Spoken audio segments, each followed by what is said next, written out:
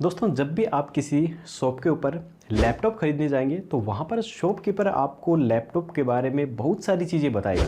जिस प्रकार से हमारे इस लैपटॉप में आपको i3 देखने को मिलेगा, इसमें i5 देखने को मिलेगा, इसमें आपको i7, इसमें आपको i9 देखने को मिलेगा। इसके अलावा वो आपको बताएगा कि इसके अंदर आपको LPDDR3 रैम देखने को मिलेगी, इसमें आपको LPDDR4 देखने को मिलेगी, इसमें आपको HDD देखने को मिलेगी, इसमें आपको SSD देखने को मिलेगी। इस लैपटॉप में आपको डोस ऑपरेटिंग सिस्टम मिलेगा, इसमें आपको विंडो ऑपरेटिंग सिस्टम मिलेगा। इसके अलावा यहाँ पर आपको ग्राफिक्स कार्ड के बारे में बताया जाएगा कि इसके अंदर आपको डेडिकेटेड ग्राफिक्स कार्ड मिलेगा और इसके अंदर आपको इंटीग्रेटेड ग्राफिक्स कार्ड मिलेगा। लेकिन रुकिए दोस्तों, क्या आपको पता है कि ये चीज़ें आखिर होती क्या हैं? अगर आपको इनके बारे में ज़्यादा इन्फॉर्मेशन नहीं है या फिर बिल्कुल भी इन्फॉर्मेशन नहीं है तो आप शॉपकीपर से बोलेंगे कि सर मुझे ये काम के लिए लैपटॉप चाहिए, आप अपने अकॉर्डिंग मुझे कोई भी लैपटॉप दे दीजिए। तो शॉपकीपर अपने अकॉर्डिंग आपको कोई भी लैपटॉप उठाकर दे देगा। आप उसे घर पे लेके आएंगे, यूज़ करके देखेंगे और कुछ दिन के बाद आपको थोड़ी कमी महसूस होगी। इसमें रैम नहीं है या फिर इसमें स्टोरेज नहीं है या फिर इसमें कलरिंग अच्छी नहीं है या फिर इसकी प्रोसेसिंग अच्छी नहीं है। तब आपको पता चल पाएगा कि ये वो लैपटॉप नहीं है जो कि मैं ख़रीदना चाह रहा था।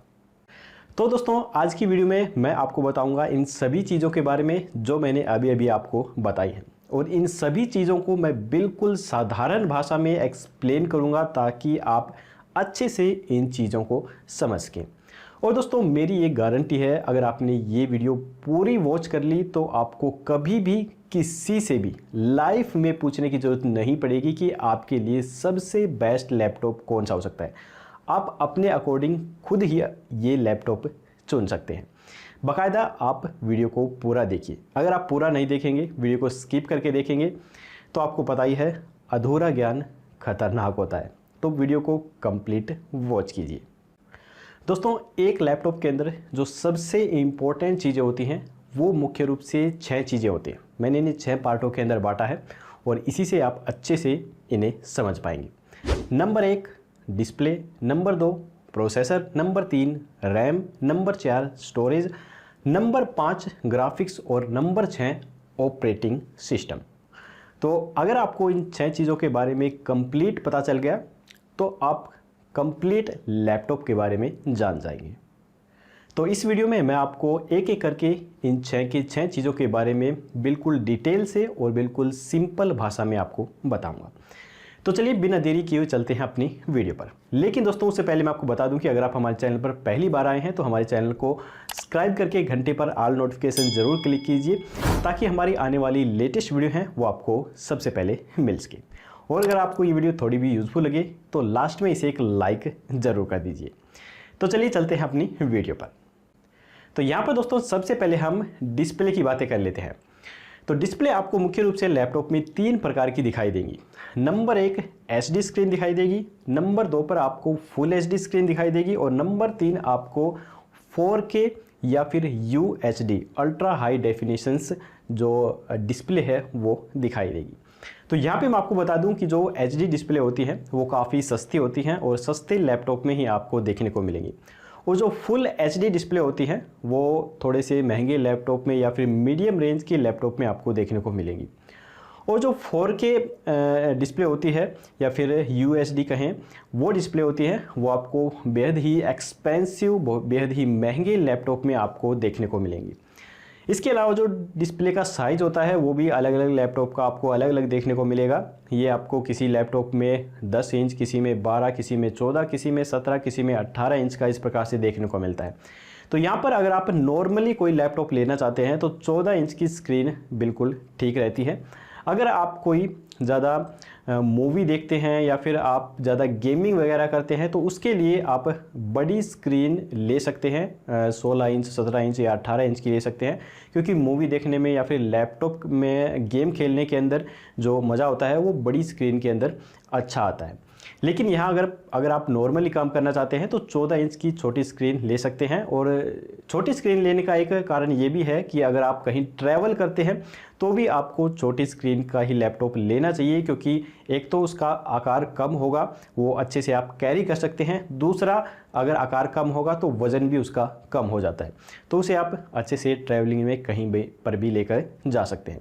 तो आप अपने अकॉर्डिंग आपको जो सही लगे उसके अनुसार आप स्क्रीन को चूज कर सकते हैं। इसके बाद दोस्तों अब हम बात कर लेते हैं नंबर 2 पर प्रोसेसर के बारे में। तो देखिए, जो प्रोसेसर होता है वो लैपटॉप का एक तरह से दिमाग होता है। जिस प्रकार से आदमी का दिमाग यहाँ पर होता है, उसी प्रकार से लैपटॉप का दिमाग उसके प्रोसेसर के अंदर होता है। वहीं से वह पूरे कमांड को, पूरे लैपटॉप को कंट्रोल करता है। तो जब आप प्रोसेसर के बारे में बात करेंगे तो आपको मार्केट के अंदर 2 प्रकार के यहाँ पर प्रोसेसर देखने को मिलेंगे। एक तो इंटेल का प्रोसेसर आपको देखने को मिलेगा और दूसरा आपको AMD का प्रोसेसर देखने को मिलेगा। तो यहाँ पर इंटेल की बात करें तो आपको इंटेल में i3, i5, i7, i9 इस प्रकार के यहाँ पर आपको लैपटॉप देखने को मिलेंगे। अगर हम AMD की बात करें तो यहाँ पर भी आपको लगभग इसी प्रकार से Ryzen 3, Ryzen 5, Ryzen 7 और Ryzen 9 इस प्रकार के यहाँ पर आपको जो प्रोसेसर हैं वो देखने को मिलेंगे।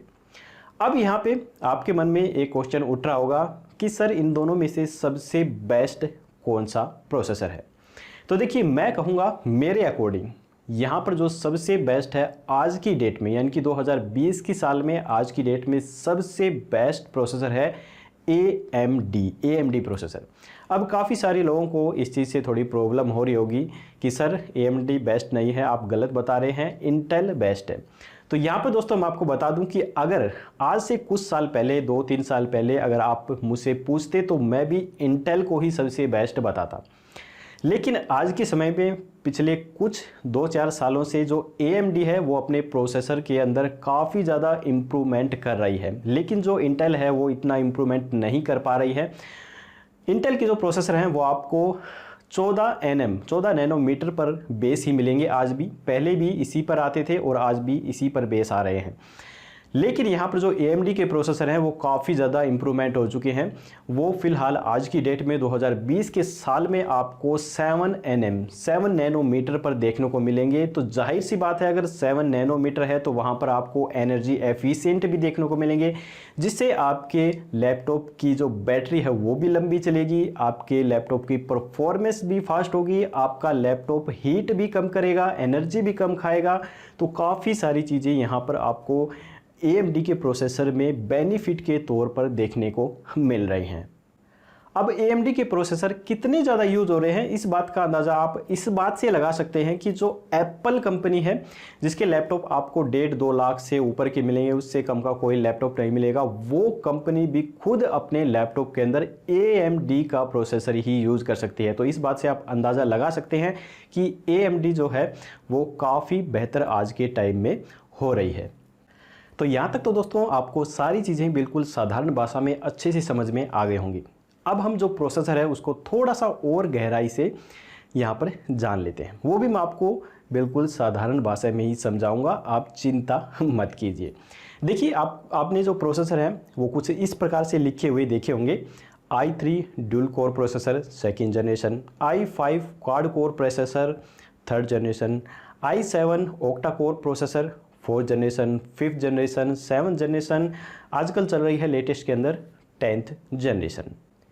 तो यहाँ पर सबसे पहले हम बात करेंगे कि ड्यूल कोर क्या होता है, क्वाड कोर क्या होता है, ऑक्टा कोर क्या होता है। उसके बाद हम बात करेंगे i3, i5, i7 क्या होता है। उसके बाद मैं आपको बताऊंगा कि जो ये जनरेशन है 2nd generation, 3rd, 4th, 5th, 10th generation, ये क्या होती है। इन सभी के बारे में एक एक करके मैं आपको बताता जाऊँगा। तो यहाँ पर सबसे पहले दोस्तों हम इस कोर के बारे में बातें कर लेते हैं, इसे समझ लेते हैं कि आखिर ये कोर क्या भला होती है।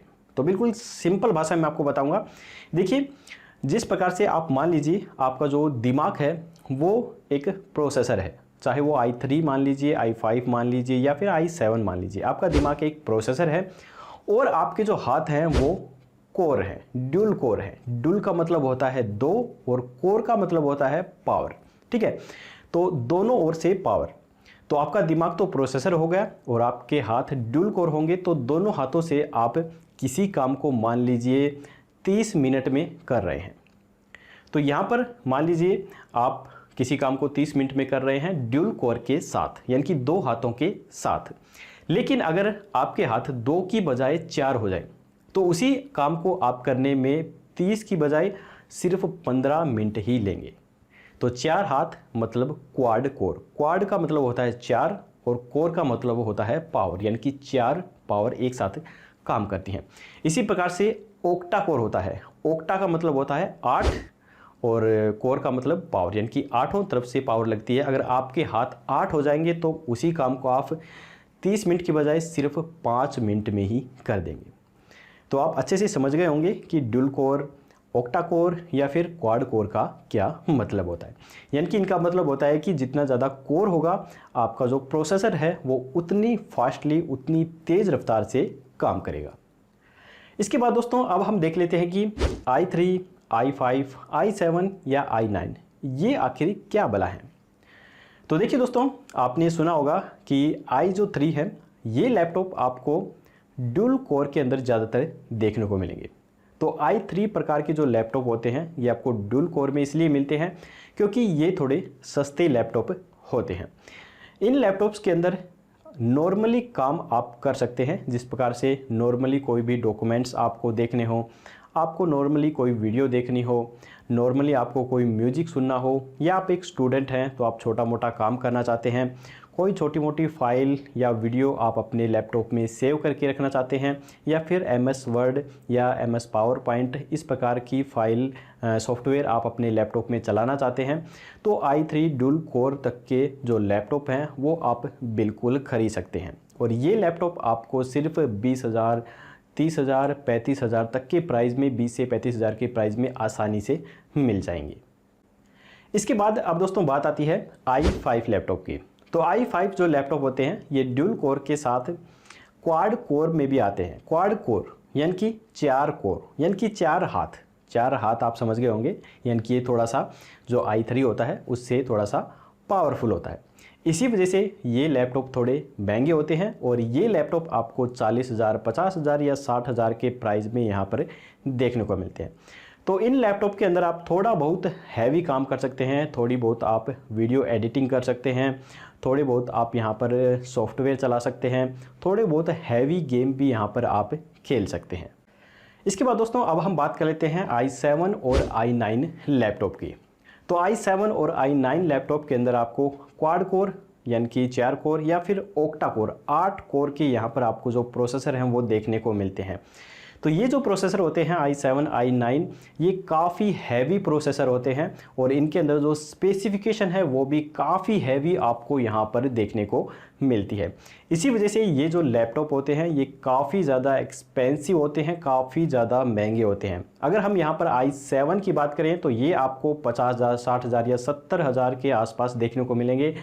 और अगर हम यहाँ i9 की बात करें तो ये लैपटॉप आपको 70,000, 80,000, 90,000, 1 लाख या उससे हाई प्राइस में आपको यहाँ पर देखने को मिलेंगे।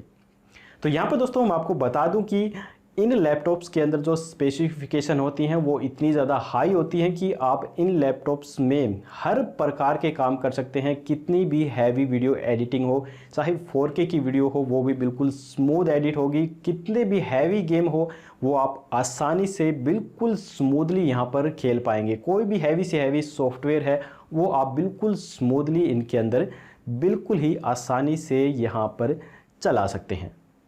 तो अब दोस्तों हम जान लेते हैं आखिर ये जनरेशन क्या बला है।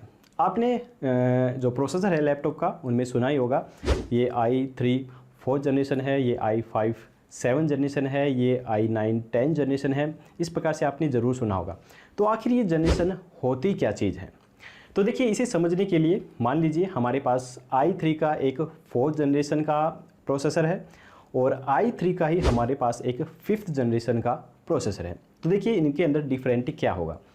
तो देखिए जो पुराना जनरेशन होगा i3 4th जनरेशन है और जो नया जनरेशन है i3 5th जनरेशन वो पुराने जनरेशन से थोड़ा इम्प्रूवमेंट होके आता है। यानी कि जो i3 4th जनरेशन पुराने जनरेशन के अंदर जो कमियां होती हैं कंपनी उन्हें इम्प्रूवमेंट करके नेक्स्ट जनरेशन जनरेट करती है। उसे ही बोला जाता है नेक्स्ट जनरेशन या फिर अगला जनरेशन वो बना दिया जाता है। तो फिलहाल करंट के अंदर जो जनरेशन चल रहा है वो 10th जनरेशन के लैपटॉप फिलहाल चल रहे हैं। तो यहाँ पर जनरेशन अगर जितना लेटेस्ट होगा, जितना नया होगा, तो आपको जो प्रोसेसर के अंदर इम्प्रूवमेंट हैं, आपके लैपटॉप में इम्प्रूवमेंट हैं, वो भी काफ़ी ज़्यादा आपको देखने को मिलेंगी। और यहाँ पर आपके जो लैपटॉप की स्पीड है वो भी काफ़ी तेज़ होगी और आपका जो प्रोसेसर है वो भी काफ़ी अच्छे से काम करेगा, जिस वजह से जो आपके लैपटॉप में हीटिंग की समस्या है वो भी देखने को नहीं मिलेगी। एनर्जी एफिशिएंट भी वो होगा, जिस वजह से आपकी लैपटॉप की जो बैटरी है वो भी काफ़ी अच्छी चलेगी। और साथ में यहाँ पर आपको जो ये जनरेशन है जितने लेटेस्ट होंगे वो आपको उतने ही एक्सपेंसिव मिलेंगे, यानी कि उतने ही महंगे वो लैपटॉप आपको देखने को मिलेंगे। तो दोस्तों यहाँ पे मैं आपको सजेस्ट करूँगा कि आप सबसे लेटेस्ट यानी कि सबसे नया जनरेशन का ही लैपटॉप बाय कीजिए, क्योंकि उसी के अंदर जो स्पेसिफिकेशन होती हैं वो काफ़ी बेहतर और परफॉर्मेंस होती है वो भी काफ़ी ज़बरदस्त आपको देखने को मिलती है। तो यहाँ तक तो दोस्तों आपको सभी चीज़ें बिल्कुल ही आसानी से समझ में आ गई होंगी। तो चलिए अब हम बात कर लेते हैं लैपटॉप की रैम के बारे में। 3 नंबर पर आती है हमारी रैम। तो रैम की फुल फॉर्म होती है रैंडम एक्सेस मेमोरी। हम अपने लैपटॉप के अंदर कोई भी गेम ओपन करते हैं या कोई एप्लीकेशन ओपन करते हैं तो वो हमारी रैम मेमोरी के अंदर ही ओपन होती है। अब आपके मन में क्वेश्चन ये उठ रहा होगा कि सर अगर हम कोई लैपटॉप खरीद रहे हैं तो हमारे लिए सबसे बेस्ट रैम कितनी हो सकती है। तो यहाँ पर दोस्तों डिपेंड करता है कि आप लैपटॉप किस चीज़ के लिए यूज़ कर रहे हैं, उसके अकॉर्डिंग ही जो रैम होती है वो यहाँ पर सेलेक्ट की जाती है।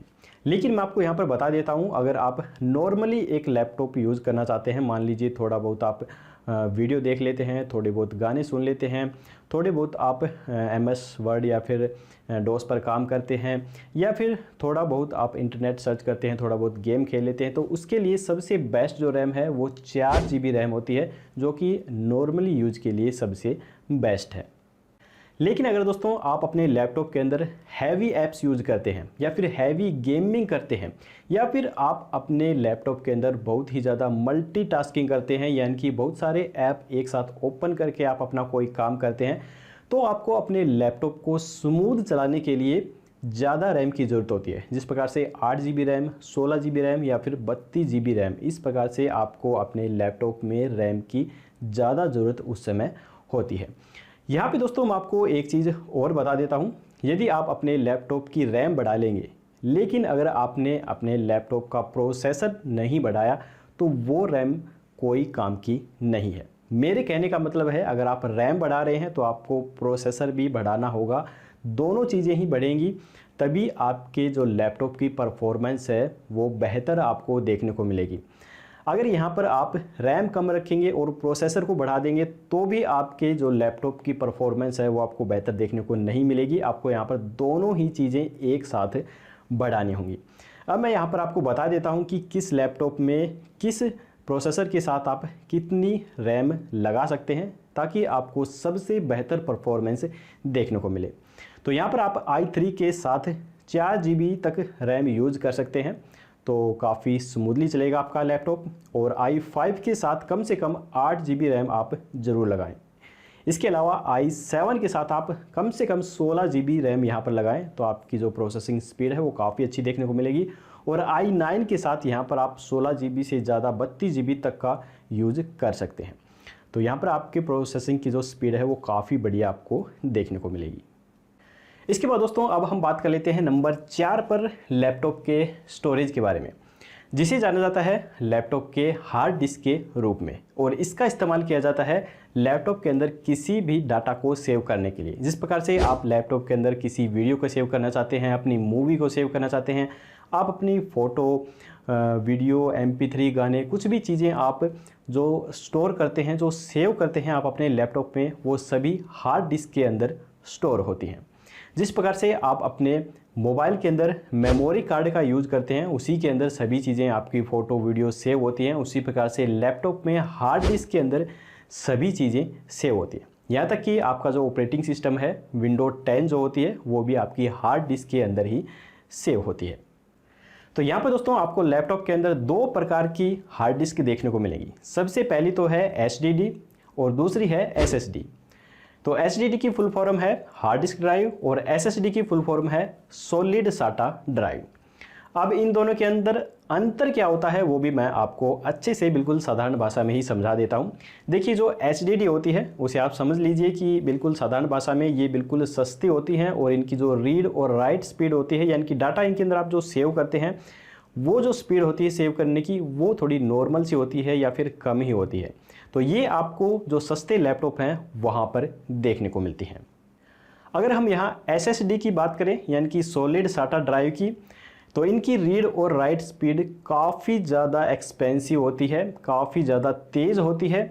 इसी वजह से इनका जो प्राइस है वो भी काफ़ी हैवी होता है, यानी कि ये जो SSD हैं ये आपको महंगे लैपटॉप में ही देखने को मिलती है। इनकी रीड और राइट स्पीड काफ़ी तेज़ होती है।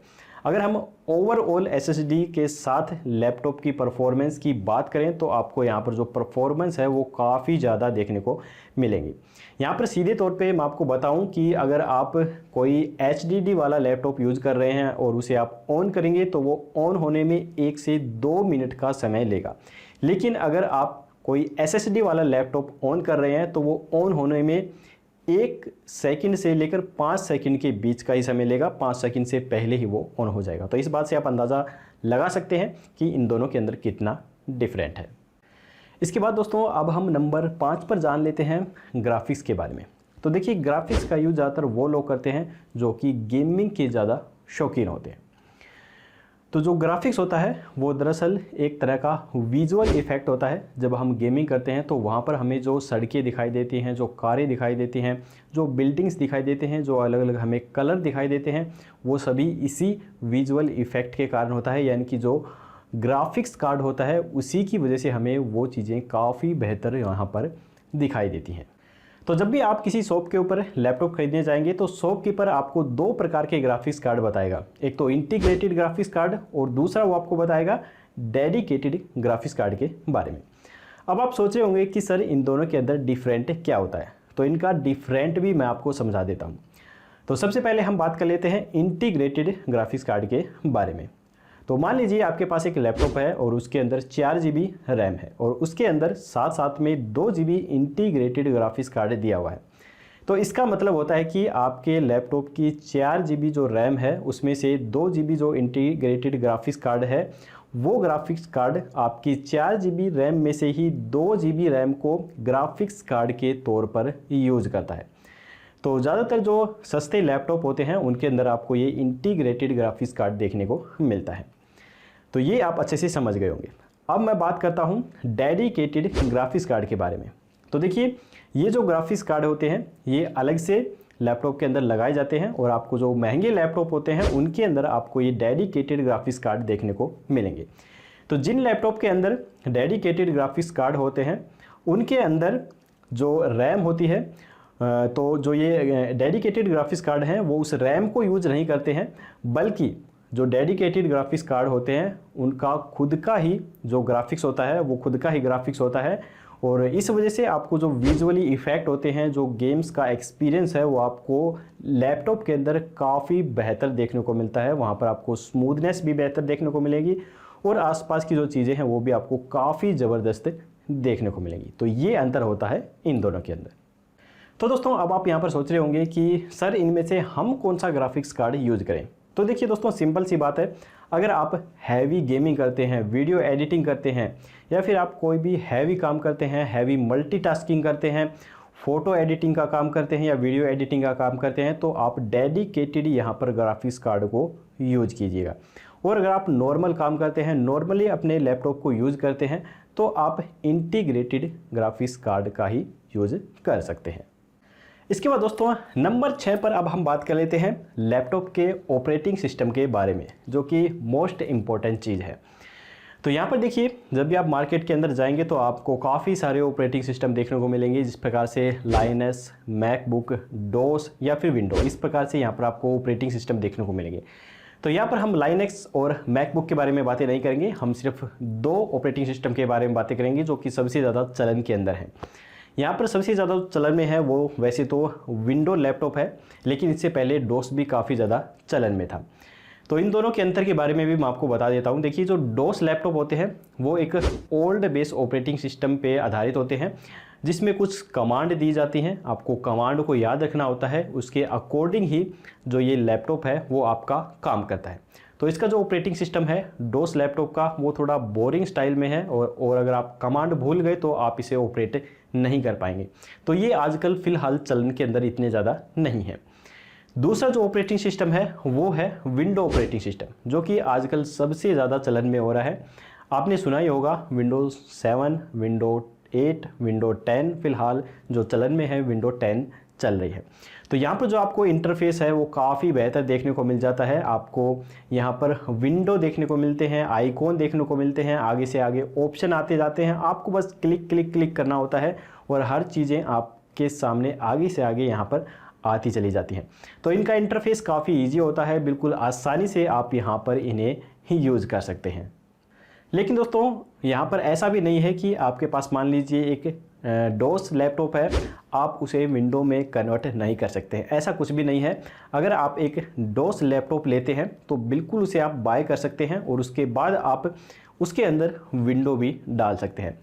डोस लैपटॉप लेने का सबसे बड़ा फ़ायदा ये है कि ये आपको थोड़े से यहाँ पर सस्ते मिल जाते हैं, क्योंकि जो विंडो लैपटॉप आप लेते हैं उनके अंदर क्या होता है कि कंपनी जो विंडो का चार्ज होता है 4 से 5 हज़ार रुपये वो भी लैपटॉप के साथ इंक्लूड कर देती है और उसके बाद ही आपको लैपटॉप देती है। तो अगर आप एक डोस लैपटॉप लेते हैं तो वो आपको थोड़ा सस्ता मिल जाएगा, और अगर आपके पास ऑलरेडी विंडो रखी हुई है तो आप उसे बाद में ख़रीद के भी उसे लैपटॉप के अंदर डाल सकते हैं। तो दोस्तों यहीं पर हमारी ये वीडियो ख़त्म होती है। मुझे ऐसा है कि इस वीडियो से आपको काफ़ी कुछ सीखने को मिला होगा। तो यहाँ पर मैं आपके लिए 3 लैपटॉप भी यहाँ पर सजेस्ट कर रहा हूँ, जो कि एक तो सबसे कम प्राइस में आपको देखने को मिलेगा, एक मीडियम प्राइस का है और एक सबसे हैवी प्राइस का है। तो आप अपने अकॉर्डिंग आपको जो सही लगता है उसे आप खरीद सकते हैं। इनका लिंक भी मैंने नीचे डिस्क्रिप्शन में दिया हुआ है। तो सबसे कम रेंज का जो है वो है डेल वोस्ट्रो कोर i3, जो कि आपको 4 GB रैम और 1 TB HDD के साथ मिल जाता है, और ये आपको 10th जनरेशन में मिलता है, जिसका प्राइस है 34,766 रुपये। और एक जो सेकंड नंबर पे है मिड डे प्राइस का, वो है आसूस वीवो बुक 14, जो कि AMD प्रोसेसर के साथ मिलता है। और ये इसका जो प्रोसेसर है वो Ryzen 5 क्वाड कोर 10 जनरेशन का प्रोसेसर है, और 8 GB रैम और 1 TB HDD के साथ ये आपको देखने को मिलता है। और इसका जो प्राइस है वो 45,898 रुपये है। और जो सबसे हाई रेंज का है वो भी मैंने यहाँ पर एक सेलेक्ट किया हुआ है। मैं बड़ी मुश्किल से आपके लिए ढूंढ के ये लैपटॉप लेके आया हूँ। बिल्कुल बेस्ट लैपटॉप है, अगर आप इन्हें खरीदेंगे तो आपको कोई भी प्रॉब्लम फेस करने को नहीं मिलेगी। तो सबसे जो हैवी प्राइस में है वो है आसूस टफ गेमिंग A15, जो कि Ryzen 9 प्रोसेसर के साथ यहाँ पर आपको देखने को मिलता है, जिसमें आपको 16 GB रैम देखने को मिलती है और 256 GB SSD के साथ आता है। विद इसके साथ आपको 1 TB की HDD भी मिल जाती है। इसका जो प्राइस है वो 97,000 के आसपास है। ये तीनों ही लैपटॉप्स मैंने डिस्क्रिप्शन में डाले हुए हैं, आप चाहे तो वहाँ पर इन्हें बाय भी कर सकते हैं। तो यहाँ पर दोस्तों अगर आपको हमारी ये वीडियो यूज़फुल लगी हो तो प्लीज़ हमारी इस वीडियो को एक लाइक ज़रूर कर दीजिएगा, और अगर आपके किसी भी फ्रेंड को कोई लैपटॉप खरीदना है तो उसके पास इस वीडियो को शेयर करना बिल्कुल मत भूलिए। तो चलिए जल्दी ही मिलेंगे ऐसी ही एक और नई वीडियो के साथ, तब तक के लिए जय हिंद जय भारत।